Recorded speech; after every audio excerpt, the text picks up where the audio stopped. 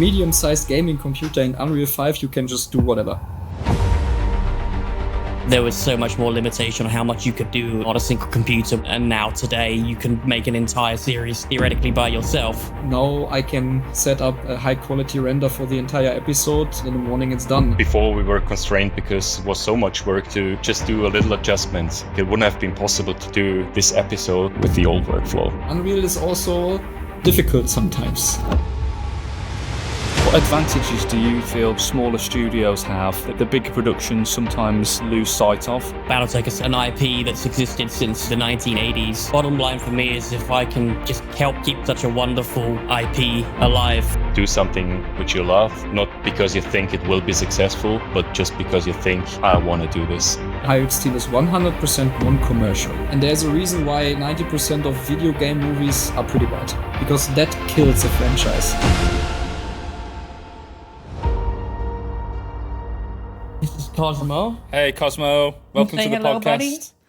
Welcome to. So this is the most humans, and now we've got animals on the podcast. So this is a record for us. Okay, buddy. You've had your screen time. Yeah, he's had his cameo. Guys, welcome to the VFX Process. Can you all just, one by one, introduce yourselves, tell us your name and a little bit about your, I guess, professional job and what you do within the TMC team? I can start. I try to keep it very short. My name is Constantin. I used to work in advertisement 3D professionally. Nowadays, I don't anymore, and I only do this as a hobby or freelance. And I was with TMC back when we were only making game videos in 2013. So sort of the founding crew, I guess. And yeah, nowadays I do video editing, project management, and 3D generalist, I guess, with a focus on environment and that stuff. Awesome, man. Thanks, Constantin. Yeah, my name is Bernhard. I'm in electrical engineering, my day job at TMC. I'm doing also a little bit of everything. I'm a 3D generalist. The main tasks in the last episode have been animation and Unreal Engine tech guy, setting up sequences. And with TMC, I'm since 2020, right before episode 1 was wrapped up. Thanks, Bernhard. Hello, I'm James. I am an effects artist in the industry for the past 10 years, and I'm also the effects artist for TMC.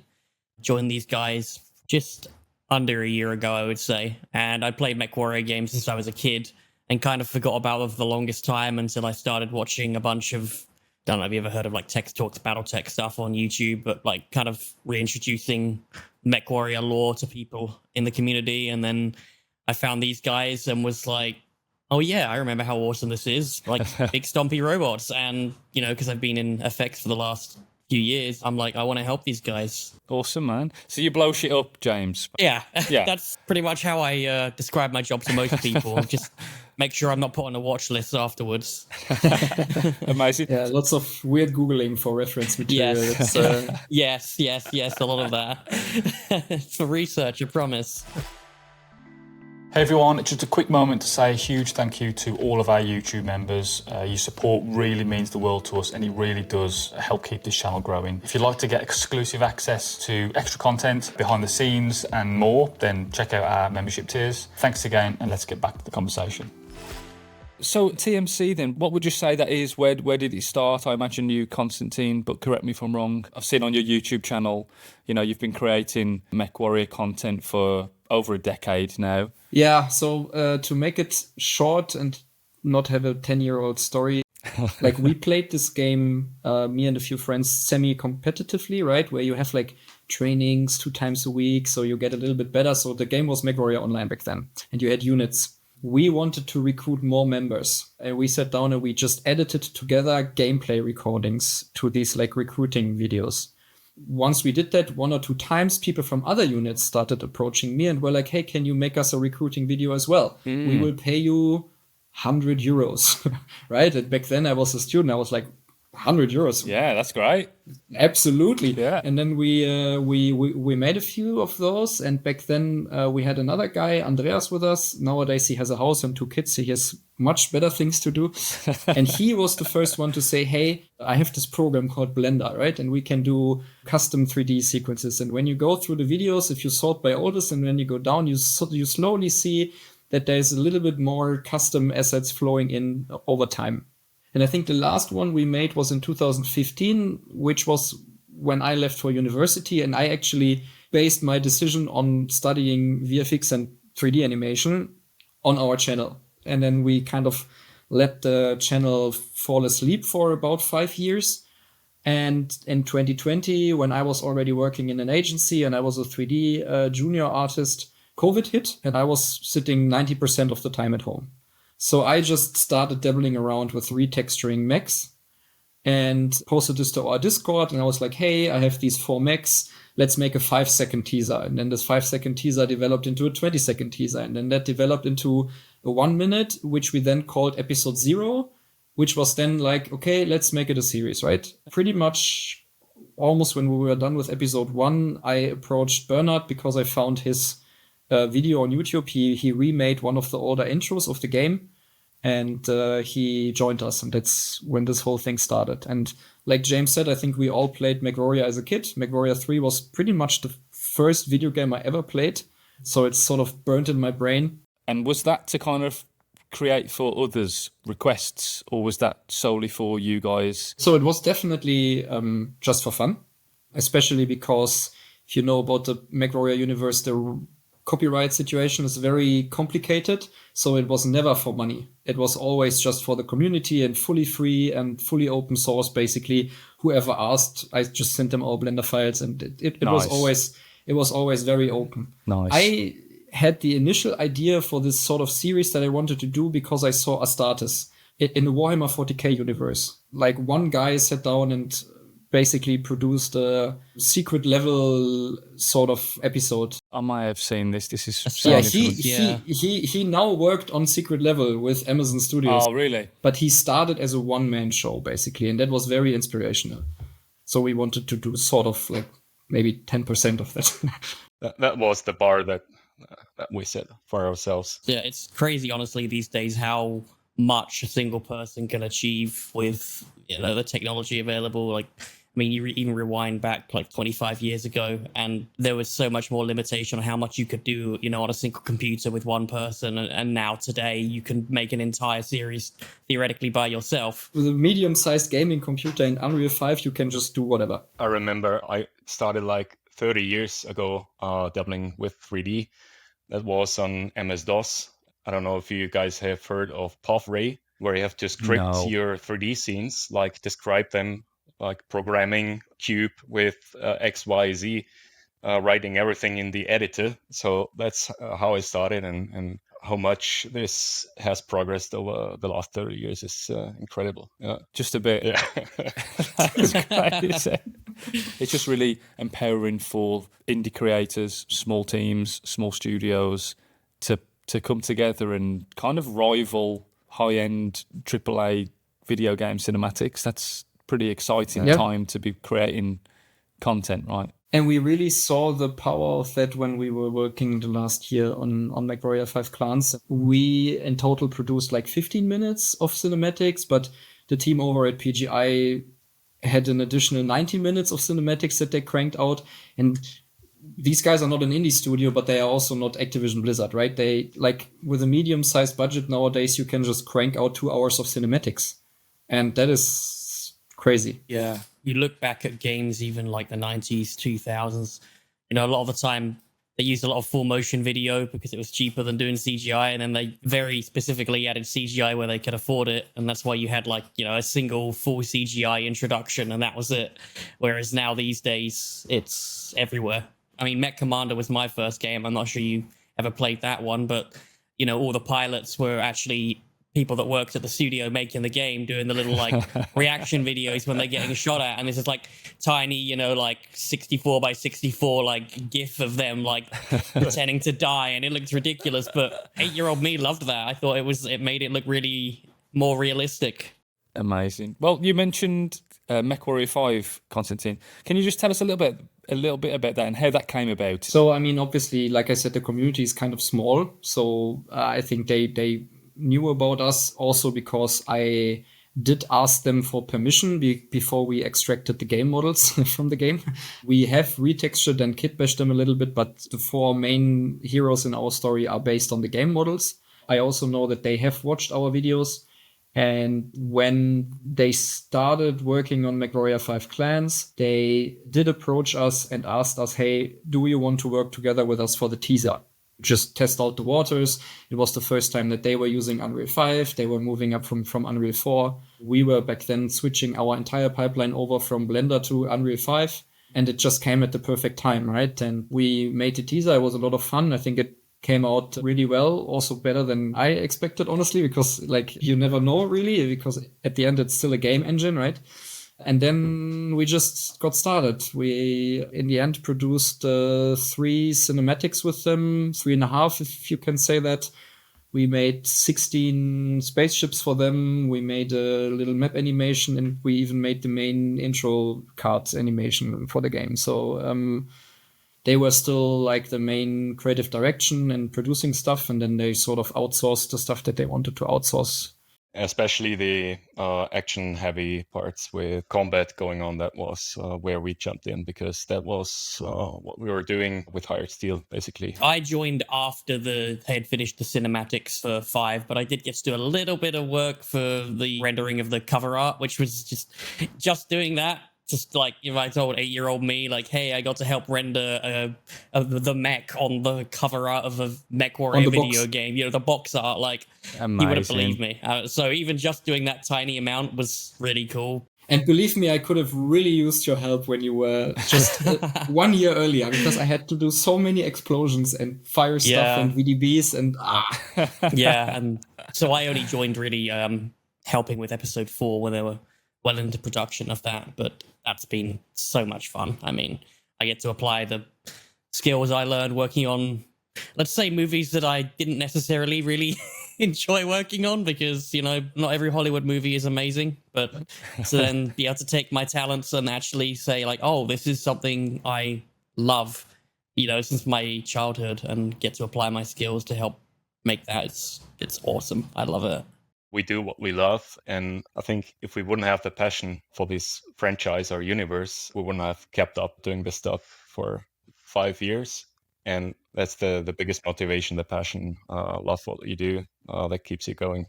Yeah. Definitely, man. I couldn't agree more. That's so true. I say this at every opportunity I get, and it's not just because we work together with them. I also said that before we were working together with them. We are very lucky that the game license is in their hand as fans, because they have always been 100% open, 100% supportive, as much as they can in this context, because it is very complex. The license is split in many different parts, and the game license is with one company, the movie license is with the next company, the tabletop license is with the next company. It's all split up. Right. So you really don't want to get in a situation where you do anything commercial. So that was the only thing that we always had from day one. Hired Steel is 100% non-commercial. Gotcha. The videos are not monetized. The videos are not behind a paywall. There's nothing. There is a possibility to support us as a group as a whole. They also were back then like, hey, take our models, have fun, but just be aware that this is a very complicated situation and we cannot necessarily help you if you do stupid stuff. Okay, that makes sense. And also, we have guys in our team who are quite deep into the lore, so they know what's a no-no and what is against the lore. Because that is also kind of the downside that you have if you have a 50-year-old IP.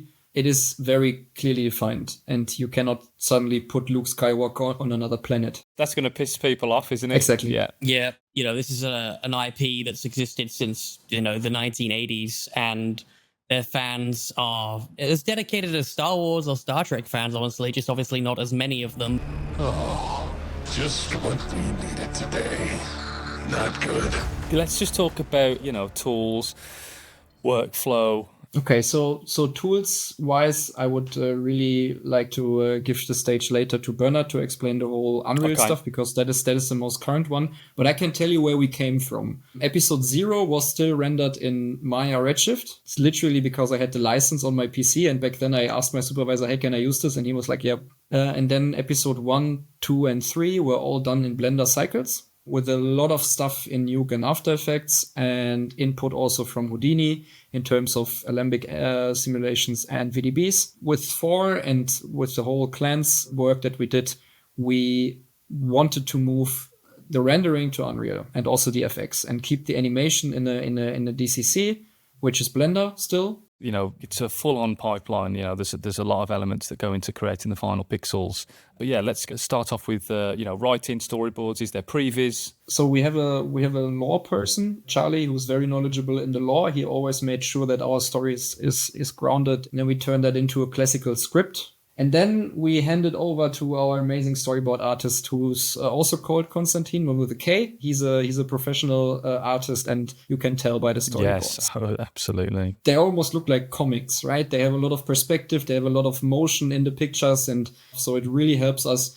And then we always did an animatic, and that is what Bernhard was handling. Because we already had the mech models, which were rigged. We created a basic environment, and just to get cameras, perspectives, and motion and timing right, we did this previs also in Blender.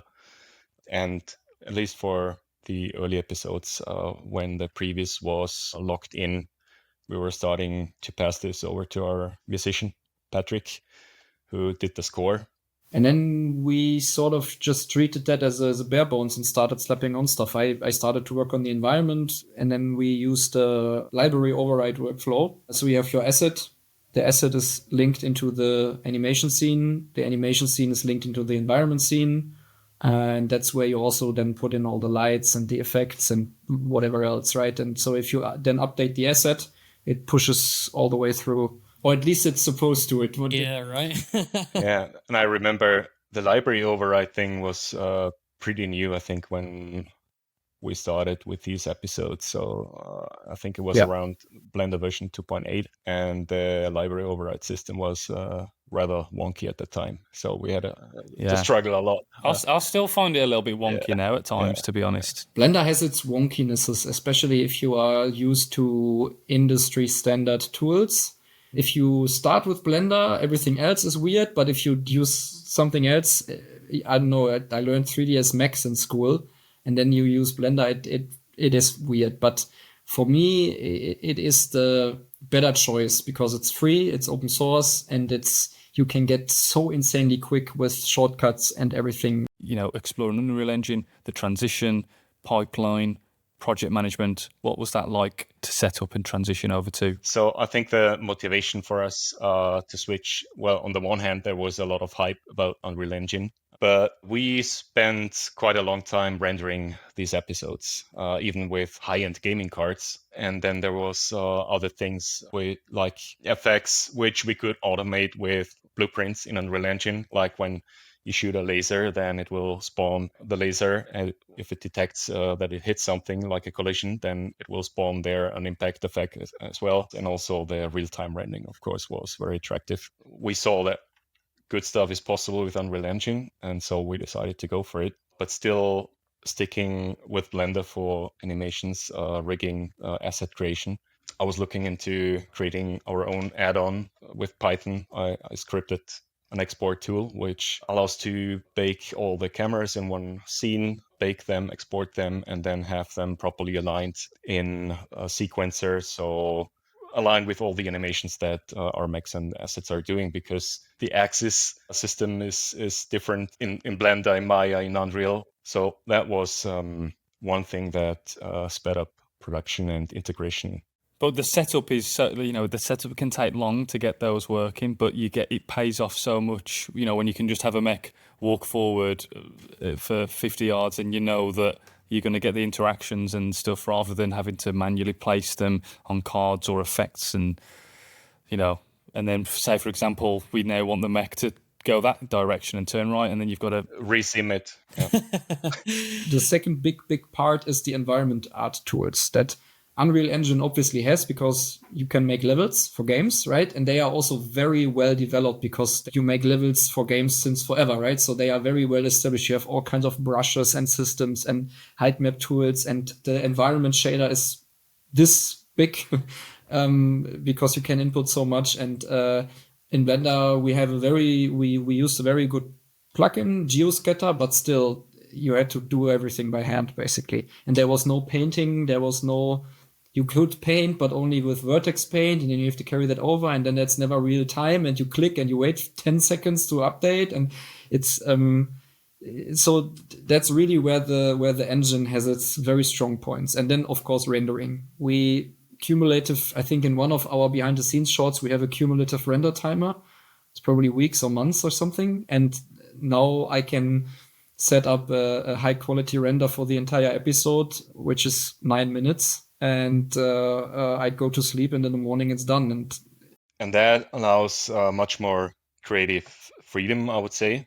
Before we were constrained because it was so much work to just do a little adjustments. I think it wouldn't have been possible to do this episode with the old workflow, and certainly not with that much. I think we would have both gone insane, and for different reasons. Yeah. Can you talk about the effects, James, from your point of view? Because I guess, like Bernhard and Constantin said, if there's something that changes, it's a very manual process. Export that animation, put into Houdini, resim, bring it back in, render it. Headache. Yeah. And with the power of something like Unreal Engine, what's it like as an effects artist to use that for a project like this? I mean, it's been great because, this is my first time using Unreal Engine in a production really ever. All of my stuff in visual effects was 3ds Max or mostly Houdini. So yeah, like you said, anytime an animation changed in a show I was working on or something, it needed to be redone, bring in the animation, resim, make sure that's not, broken because of the new animation, then re-render, then show to the client. Yeah, over and over again, right? But now it's, because so much of our effects are real-time and just done in Niagara, it's just a case of, okay, bring in the new animation, then do it again, and pretty much always works. The only exception is when we're doing like the big hero shots that are VDBs from Houdini, which are still basically, I do them in Houdini, mainly using Axiom because I don't have a render farm. And Axiom's been really nice for just plugging in and getting some really cool effects in just using GPU to process that. And then, exporting as a VDB into Unreal and just replacing it, and easy as that, really. So it's been, like Bernhard and Constantin said, it just allows us for a lot more creative decisions without having to worry about how much time it's going to take to redo everything. And also, I'm pretty sure we would have split the episode in half with the old workflow. We wouldn't have done 9 minutes. And the reason the episode can be 9 minutes long and we can tell as much as we will tell, and in the fidelity, which I think is a big upgrade again from the previous episodes, especially the metahuman stuff, which is for me really exciting. If you've seen the characters in episode 1, they look like wax figures nowadays. And now we have fully custom metahumans with fully custom cooling suits and helmets and cockpit, and it's really exciting. And shout out to the guys who did the textures and custom modeling for the clothes, metahuman clothes, and the animator Jan, the texture and modeling artist, enormous talent, and Mark is a professional animator. He really did an awesome job bringing those characters to life. So Chris for rigging. Oh yeah, we spent a lot of time. It's a big team with a lot of moving parts, and some of these people are literally AAA talent that we are lucky enough that they give us their free time and work on our stuff. But Unreal is also difficult sometimes. Oh yeah. The problem with Unreal is just, first of all, the general instability, and second of all, they are moving so fast and they are pumping so much money and development time that they don't have time to properly document everything. So in the process of working on MechWarrior 5 Clans, we have identified 2 bugs which I have reported, which literally nobody else has ever found. There was a bug in the EXR.io plugin, which for some reason nobody has ever found. There's zero mention of that on the internet, just my thread on the Unreal forums, right? So you're really getting into the fringes of the program. And just recently, from 5.4 to 5.5, they integrated a new SIVA, which was nowhere documented, which introduces stochastic filtering by default for VDBs, but they don't tell you that. And by default, it's on, so you have to turn it off. But you first have to find the CVAR. And I'm on the Unreal Discord that we are both on. I then sent it to the guys, and they were like, "Oh yeah, I should have integrated that into my Unreal Fest talk because literally nobody has takes the time to write that stuff down." So it's really it's almost as if they think, right, okay, we've got to release this engine version. It's not perfect, but the community will find the bugs for us. What's it like with project management? I imagine, Bernhard, for this, what do you guys use for, version control? Is it Anchor Point, Perforce? What's that setup like for you guys? We were starting out with GitHub Desktop. Yes. And it worked at times, but we had problems with large file system. Oh, the LFS. Yeah. So sometimes files wouldn't synchronize, or there's some error thrown, and we are not by any means Git specialists because we're artists in the first place and not programmers. But of course, working on Unreal makes it necessary to have a version control. Yeah, after some time and headache, we switched to Anchor Point, and that has been working really well. It took a lot of weight off our shoulders. I find the Anchor Point Discord team, like the support, the devs on there, are so helpful. Yeah. I have the same experience with Anchor Point support also on their Discord. I mean, they said it was just by chance that he saw that post and he responded on a holiday or a Saturday. That just goes to show, doesn't it, what kind of team they are? Yeah, great support. So are there any tools that don't exist that you wish did exist to help you guys with any part of creating these episodes? An expansion to the Unreal crash window that tells you what actually crashed and not just that your NVIDIA driver died. Oh yeah, because sometimes it says there is a problem. We need to quit. It's like, and 90% of the time it just said the NVIDIA driver shit the bed. So it's a real-time VDB from Houdini to Unreal, where in real time I can just do a new sim and then it just immediately updates to Unreal, because otherwise, I have to export, and because of the different axis in Houdini, then I have to make sure it's the right way around, and then I have to scale it up or down to make sure it's correct with the scale in Unreal, and it's a little bit finicky there. So something I can just run my sim and then immediately update it in Unreal would be amazing. That sounds nice. Something that allows you to quickly, and I mean without setting everything up yourself, turning a 3D simulation into a Niagara effect. So actually baking it down to sprite sheets with the correct material setup, with the correct 6-point normals, so you can do lighting stuff. Right now, it's still a very manual process. USD would be kind of a tool, maybe not for simulations, but in general, exchange format. It's more than that, but ideally it would work everywhere, and you just update one thing, and that one thing that which got updated just transfers to the other software. You don't have to worry about axis, that's true. Forward, left, right. But I think the majority of DCCs are not there yet, I guess, or at least the ones we are using. I always dreamt of material slots in Alembic. A lot of the times NFBX doesn't work because you can't really cache vertex animations to it, or it gets really painful. But if you use Alembic, you don't have the material slot assignments anymore.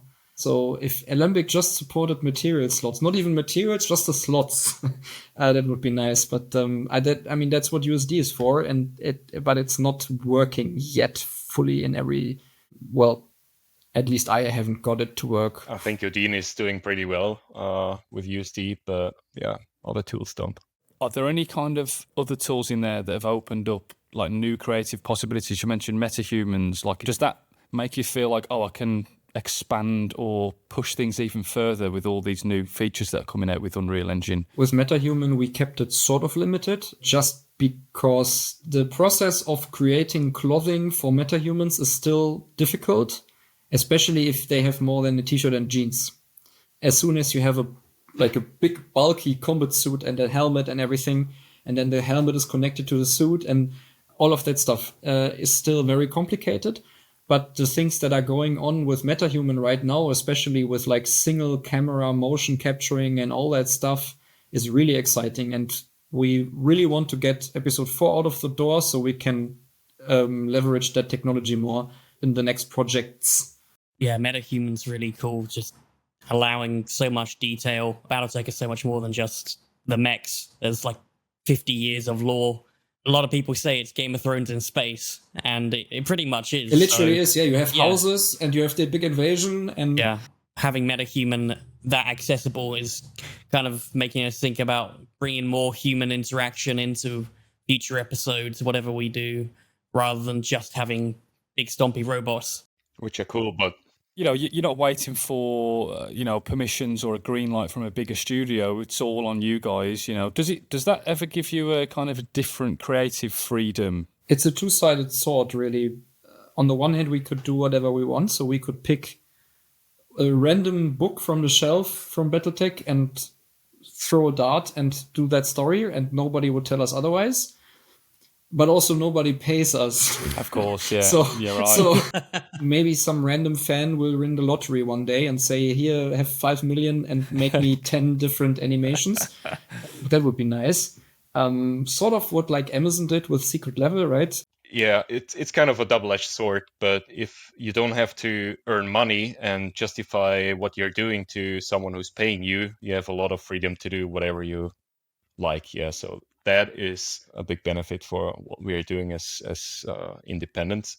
But of course, it would be cool to work on something bigger and have more time for that. So if the right person watched our thing and said, hey, these guys could help us make something even bigger, I know I'd want to do it, So let's hypothetically say, Secret Level, new season, they wanted a mech-themed episode, and they were like, right, who can we get to do this? You know that you have to be very careful what you wish for. You don't want a Witcher Season 2 situation where the creative direction is influenced by the finance people, whatever, and then they tell you, well, your mech, it can fly now, right? And no, but they can't fly. They are not supposed to. And they are like, yeah, but we want to capture the Gundam fandom as well and make sure that they also go to the cinema. And they're like, yeah, that'll be cool. And you're like, no, it's not going to, you cannot do it. And there's a reason why like 90% of video game movies are pretty bad, because that kills a franchise. Once you've done that, the franchise is burnt. Every man has his price at a certain point, but you also don't want to alienate your, original fans and the people that grew up with this franchise. So it's tough. But I would love to. I would love to make like a Secret Level or even a movie or TV series on Amazon Prime or whatever. That would be my dream come true. Since I was a kid, I would, after watching the original CGI introductions to all these MechWarrior games, I was like, why doesn't someone make a movie? And I'm still saying that to this day. And there's so many people saying that. Also in our comments on our episodes, throw some money along their way. So. But then you want to keep it on an indie level because the community really care about it and they don't want to see it kind of get destroyed. There has to be a level of reducing which is normal. Like take The Martian, for example. Martian is an amazing book by Andy Weir.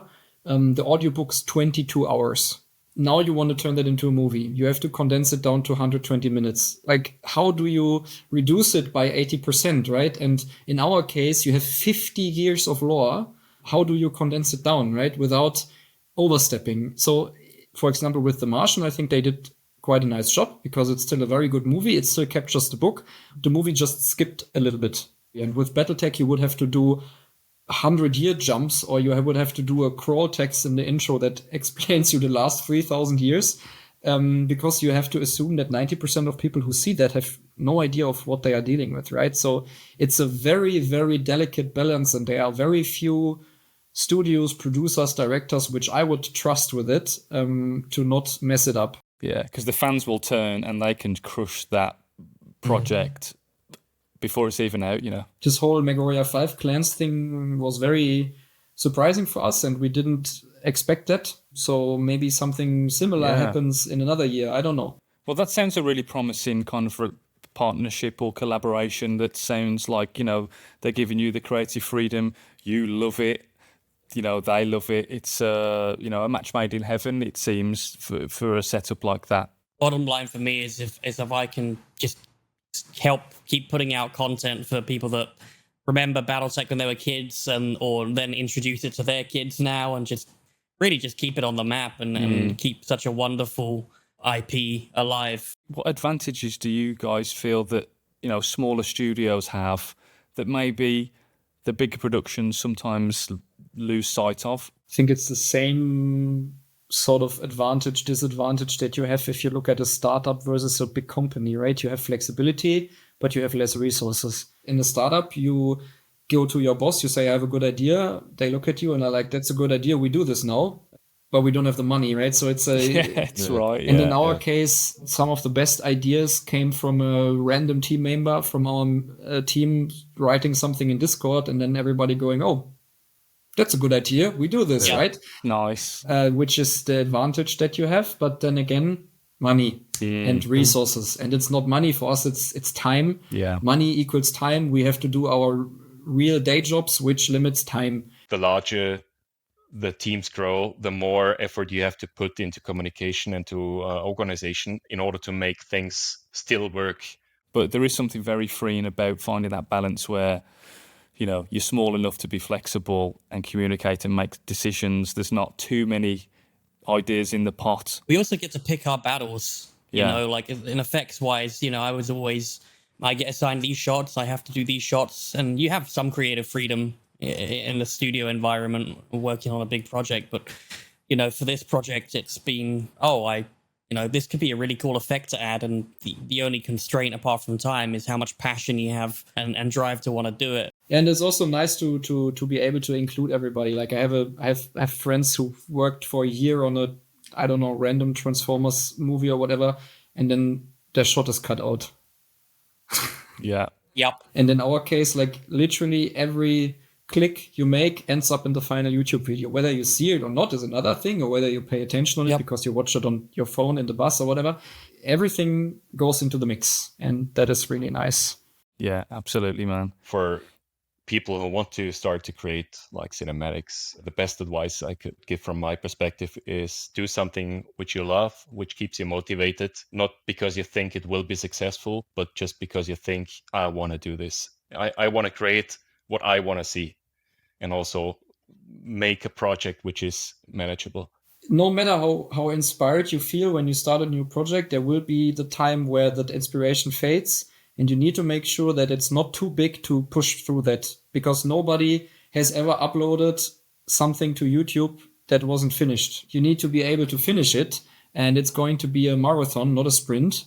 And don't do the mistake that I always do and get bogged down in details. Like for this episode, I modeled and rigged a rocket launcher for our drone, which you end up seeing for about 20 frames from this big. And it was an absolute waste of time. Like it was fun to do, but I wasted 3 days of my life that I could have put into different things. That is some lesson that I had to learn the hard way, because for years or decades, when I was doing that just as a hobby, I was kind of the perfectionist that when I was modeling, I read everything about topology, and it had to be perfect. And then I lost interest because I couldn't get it done. I purposefully also, for my own mind, I have big issue with motivation and keeping at things. Bernhard is much better. He just keeps trucking, and I have like these random bursts where I do 500 commits and then 3 weeks of nothing, and then again 500 commits. So I just need the pressure, like the breath of death in my neck to actually be able to finish. I think as well, like the pilot episode you guys released, because it was pretty simple, you know, like I don't think it even had voice acting in, but you just got something done, you know, the saying build it and they will come, I think really rang true. And then you got a lot of people, you know, me included, wanting to join and help out the project just because we saw that you guys had a process that you could do something from start to finish. There's another piece of advice that I can share, which was shared by my supervisor back in my first job when I was still an intern. Everybody has a different image in their head, and you have the tendency to think that the image that other people have in their heads is similar to yours, but maybe it's completely different. So what really helps, just create a baseline for people to then talk about. And then you can still change and adapt and everything, but you need to put something on the white paper, because you will not make progress if you're just talking about a blank page. That's great advice. Is there any advice that you, Bernhard and James, has been given by somebody else that's really stuck with you? Be humble. I know it sounds corny, but No, it's true. So true. you're not as good as you think you are. And there's always going to be someone that can replace you very quickly. So just be humble, be fun to work with. Yeah, biggest advice I can really give. Absolutely. Great Absolutely. advice. Something that still sticks with me from my apprenticeship, I would say, is if you have a team with people, and especially juniors, allow them to fail and create an environment where it's okay to fail. And then you tell them why and what they have to do to get there, because they will develop their creativity. If they are always under pressure and are afraid to fail, they will not deliver, especially in a creative field. That's great advice. All round, thank you guys. That's it's always good to hear advice, pass it on, because always super useful for everybody listening. Just to wrap up on a point of future plans for you guys, what you got planned. So I can give a small overview. We've been tasked again to work with the next Tech Talk BattleTech episode. We provide 2 small scenes for that. We also work for the first time with an indie game studio and provide a new key art for them, which is really nice. So that is mech related, but not MechWarrior. We just want to start to get out there, because the dream is to turn this into sort of a studio, right? With smaller freelance gigs, and then see how much we can scale it without losing our identity too much. And then, of course, Hide Steel episode 4, which I don't know when you upload this. It will be released by then. Otherwise, I will cut off my small finger.